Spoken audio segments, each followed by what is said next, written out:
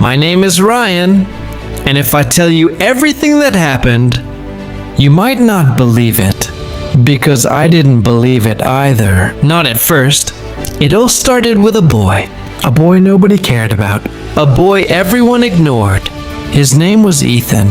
And the day I met him, I had no idea my entire life was about to change. I still remember my first day at that new school in Texas. I didn't know anyone.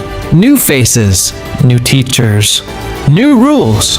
Everything felt strange. During lunch, I walked through the cafeteria trying to find a place to sit. Every table was full. People were laughing, talking, living their normal lives. But then I saw him, Ethan, sitting alone in the corner. No friends, no conversation, just silence. Something about him felt different. Not weird, just heavy. Like he was carrying something nobody could see. I walked up to him slowly. "Is this seat free?" He looked at me, paused, then nodded. That one moment changed everything. At first, Ethan barely spoke. He wasn't rude. He just didn't talk much. But I noticed something strange. He was smart. Too smart. He understood things faster than anyone else in class. Teachers noticed it too. But what confused me most was his routine. Every single day, the moment school ended, he disappeared. No hanging out. No sports. No walking home with friends. Gone. Like he was hiding from something. One day I asked him, "Where do you go after school?" He smiled slightly. "Home." That's all he said. But I knew it wasn't the full truth, because something about his eyes changed when he said it, like he didn't want me to ask again. But I didn't stop wondering. A few weeks later, I made a mistake. Or maybe it was fate. It was raining that day. School ended early, and I saw Ethan leaving quickly through the back gate. Something inside me told me to follow him. I did. I stayed far behind, trying not to get noticed. He walked for almost 30 minutes, past the stores, past streets, past areas I had never seen before, until he stopped in front of an old building. Broken windows, dirty walls. Barely standing, Ethan looked around, then went inside. I waited, then followed, slowly, quietly, inside. I saw something I will never forget. Ethan wasn't going home. He was taking care of his family. His mother was sick, very sick, barely able to move. His little sister was crying. There was almost no food, almost nothing in the house. And Ethan, a teenage boy, was cooking, cleaning, taking responsibility for everything. At that moment, I understood something important. Ethan wasn't a normal kid. He was surviving. After that day, I started helping him. Food, schoolwork, small things. But Ethan never complained, never asked for pity. He kept going, day after day. But something darker was coming, something neither of us understood yet. Because one morning, a black SUV appeared outside the school. At first it looked normal, but it didn't leave. It stayed parked, watching, waiting, and the next day, it came again. Ethan noticed it first. The moment he saw it, he froze and said something I will never forget. "Don't look at it too long." That was the first time I saw fear in his eyes, real fear. That night I couldn't sleep, because I kept thinking, why would someone watch a poor student? What did Ethan have that was worth watching? And then, everything got worse. A man in a suit came to school. He didn't look like a teacher, or a parent, or anyone normal. He walked directly to Ethan and said only one sentence. "You're finally found." Then he handed him an envelope. Inside was a plane ticket and a note. "Your father is alive." Ethan stopped breathing. I saw it. Right there, everything inside him froze. His father The man he thought was gone forever was alive, but instead of happiness, I saw fear, because Ethan wasn't excited. He was terrified. That was the beginning of everything. And the deeper we went, the more dangerous it became. Because Ethan's father wasn't just missing. He was connected to something much bigger. Something involving money, secrets, and people who would do anything to protect them. And then came David, the man who said he was helping us, but might have been hiding the truth all along. The moment that man in the suit said those words, "You're finally found," everything inside Ethan broke. Not loudly, not dramatically, but quietly, like something inside him had been waiting for that sentence his entire life. And now it didn't know what to do with it. The envelope shook in his hands. I could see it. He didn't open it immediately. He just stared at it, like if he opened it, there was no going back. Finally, he tore it open. Inside was a plane ticket, New York City, and a single address. No explanation, no name. Just coordinates to a truth we didn't understand yet. Ethan looked at me. For the first time since I met him, he didn't look like my friend. He looked like someone standing on the edge of something huge, something dangerous. "We're going," he said. And that was it. No discussion, no hesitation. And New York, the city of answers. I thought New York would feel exciting. Bright lights, tall buildings, crowds everywhere. But when we arrived, it didn't feel exciting. It felt like being watched. Even in a city full of millions of people, I felt like someone was looking directly at us, waiting. The address led us to a building in Lower Manhattan. Old, corporate, silent, too clean for something normal. Ethan stopped outside. "This is it," he whispered. But I could tell he didn't want to go inside. He just didn't have a choice anymore. Inside the building, security didn't stop us. That was the first strange thing. They let us in too easily, like they were expecting us. Like we were already part of something bigger. We were led to the top floor, a glass office, and that's where everything collapsed. Because behind that glass was a man Ethan had never met, but somehow recognized instantly.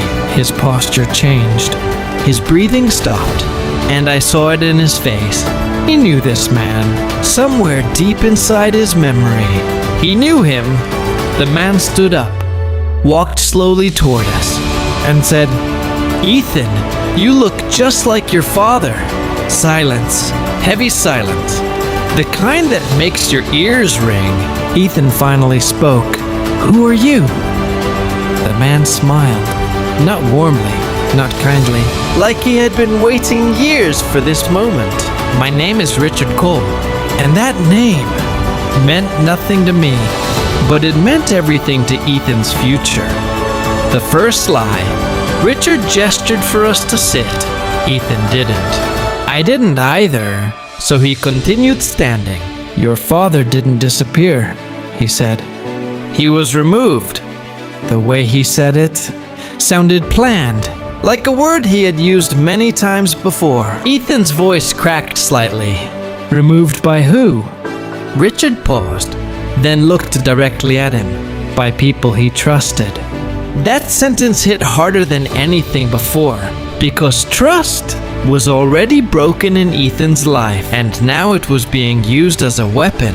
Richard walked to the window, looked outside, then continued. "Your father discovered something he shouldn't have. Money flows, hidden accounts, global transfers, things that don't officially exist." I felt my stomach tighten. This wasn't just a small secret anymore. This was something much bigger.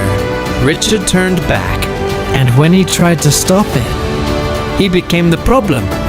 Ethan stepped forward. What happened to him? Richard didn't answer immediately. Instead, he opened a folder on the desk. Inside was a photograph. Old, blurry, but real. It showed a man tied to a chair, face partially hidden, but Ethan saw it instantly. His breath stopped. My father. Richard closed the folder. He was supposed to cooperate, but he didn't. So they made an example. The room felt colder. Even the air changed. Ethan's hands clenched into fists. Where is he now? Richard looked at him for a long moment, then said something that changed everything again. That depends on what you're willing to do. The choice. The room went silent again. Ethan didn't move. Neither did I. Richard walked closer. You've been followed your entire life for a reason. You are not random. You are part of the system. Ethan shook his head. I don't care about your system. Richard smiled. You will. Then he slid a USB drive across the table, because everything you want to know is inside that. Ethan didn't touch it immediately. He looked at me, then back at Richard. What happens if I refuse? Richard didn't blink. Then you go back to your life, and your father disappears forever. That was the moment everything changed. Not because of fear, but because of understanding. Ethan wasn't being asked. He was being positioned, like a piece on a board. And for the first time, we understood. This was never just about his father. It was about Ethan. Ethan held the USB drive in his hand. It felt light. Too light? Like something that shouldn't have the power to destroy everything we had been through. And yet it did. He didn't plug it in immediately. He just stared at it, like it was staring back at him. Richard stood quietly by the window, patient, like he already knew what Ethan would do. Finally, Ethan moved. He walked to the desk, sat down, and inserted the USB drive. The screen flickered. Once, twice, then opened. A single folder appeared. Project Origin. Ethan clicked it, and everything changed. The truth begins. Inside the folder were hundreds of files. Not random files, organized files. Carefully structured. Years of work. The first video opened automatically. A man appeared on screen. Not Ethan's father. Not Richard. Someone else. A stranger. His face looked tired, like he hadn't slept in years. If you are watching this, the man said, and then the system has already reached you. Ethan leaned forward. I could feel his heartbeat from where I stood. The man continued. Your father did not discover corruption. He discovered control. That word hit differently. Control, not money, not crime. Control. The man on screen took a breath. There is a network, built over decades. It does not steal power. It owns it. Banks, governments, agencies, all connected. Ethan whispered. This can't be real. But the video wasn't stopping. On the system, the man continued. Your father tried to expose it. And for that reason, he was removed from public existence. Ethan's hand shook. Removed! The man nodded on screen. Yes, but not killed. Ethan froze. The man continued. They don't kill problems. They erase them. From records. From systems. From reality. My stomach dropped. This wasn't just a missing person story anymore. This was something else entirely. At the second video, another file opened automatically. This time, a surveillance video. Ethan leaned closer. The footage showed a room. White walls. No windows. A man sitting in the center. Weak. Older, but alive. Ethan stood up instantly. His voice cracked. That's him? It was his father. The video showed him speaking, but no sound at first. Then subtitles appeared. I agreed to stop resisting. I did it to protect my son. Ethan's breathing got heavier. The video continued, but they lied. They never intended to release me. They needed my silence. And now, they will need yours. The screen froze, then shut off. Silence filled the room. Richard finally spoke. You see now. Ethan turned slowly. See what? Richard stepped forward. That your father is not missing. He is contained. Ethan's voice rose. Where? Richard hesitated. For the first time, he looked unsure. In somewhere you will never reach alone. Betrayal shift. Suddenly, alarms sounded outside the building. Red lights flashed through the windows. Richard turned sharply. They found us. Ethan stood up instantly. What? Who? Richard grabbed the laptop. Not who you think. He looked directly at Ethan. Your father's enemies. Don't want you to see this. A loud explosion echoed far below. The building shook. People were running in the hallway. Gunshots. Chaos. Ethan grabbed me. We need to go now. But Richard blocked the door. No. Ethan froze. What are you doing? Richard looked at him and said something that changed everything again. I'm not letting you leave with that drive. Silence. Ethan stepped back. Well, you're one of them. Richard didn't deny it. That was the answer. He escaped. Everything happened at once. Ethan grabbed the USB drive. I pushed the chair toward Richard. The glass wall behind us exploded outward. Black-clad figures entered the room. Real operatives. Not security. Something else. Richard shouted, "Run!" But it wasn't clear anymore who was friend or enemy. We ran. Down stairwells. Through hallways. Sirens everywhere. Ethan kept the USB drive in his pocket, like it was the only thing keeping him alive. We reached the emergency exit. Outside, the city was chaos. People had no idea what was happening inside that building. But we did. Night in New York. We hid inside an abandoned subway entrance. Breathing heavily. Silent. Ethan finally spoke. My father is alive. It wasn't a question. It was acceptance. But then his voice changed. But he's not free. I nodded slowly. And Richard? Ethan looked down. I don't know who he is anymore. Neither did I. Ethan's phone vibrated. Unknown number. One message. If you want the truth about your father, come alone to Harbor Station. Midnight. Ethan stared at it. I immediately said, no, it's a trap. But Ethan didn't respond right away, because now he understood something important. Everything so far had been a trap, but every trap also held truth. And this one was the final one. Ethan stood up. We're going. I grabbed his arm. Ethan! He looked at me and said quietly, if I don't go, I lose him forever. Silence, I let go, because I understood. Midnight was coming. Harbor Station was waiting, and whatever truth was hidden there would finally reveal what really happened to Ethan's father, who Richard truly is, and why Ethan was chosen from the beginning.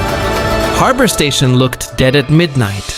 Old metal structures, broken lights flickering like they were struggling to stay alive. The river beside it moved slowly, dark and heavy, like it was hiding something underneath. Ethan stood still for a moment, watching it. The USB drive in his pocket felt heavier than before. Not physically, mentally, like it was pulling him forward. I don't like this, I said quietly. Ethan didn't answer right away. Then he said, neither do I. But he still walked. Inside, the air smelled like rust and water. Every step echoed, too loudly, like the building itself was listening. We moved carefully through the hallway. Flashlights low. Ethan's breathing controlled, but tense. Then we saw it. A single lit room at the end. Door slightly open, light spilling onto the floor. Ethan stopped.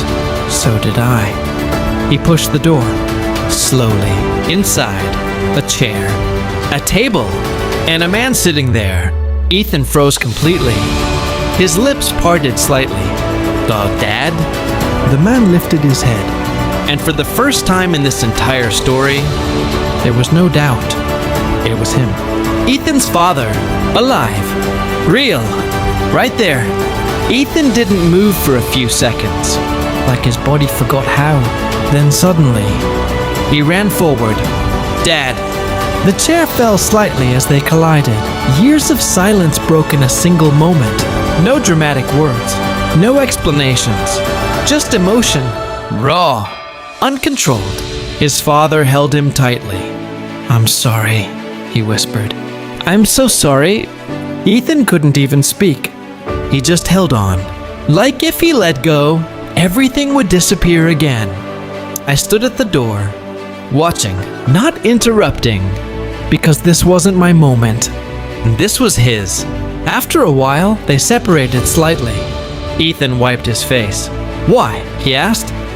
Why didn't you come back? His father looked at him, and then said something that changed everything.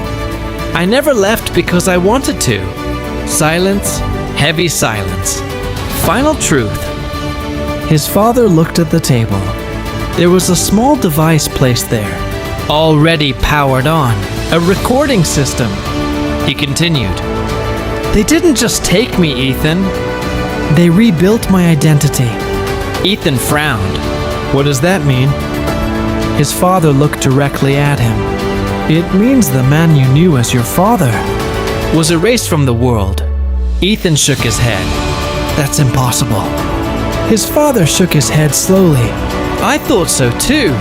Then he pointed to the device. That system you uncovered. Project Origin. It doesn't just control information. It controls people, lives, memories, records, everything. Ethan's voice dropped. And you? His father hesitated, then said, I am still me, but officially, I don't exist. Betrayal returns. Suddenly, a loud metallic sound came from outside. Doors opening. Multiple. Footsteps. Fast. Many. Ethan's father's expression changed instantly. They found us. Ethan stepped back. No, how? His father stood up slowly. Because someone told them. My stomach dropped. Ethan looked around. Richard?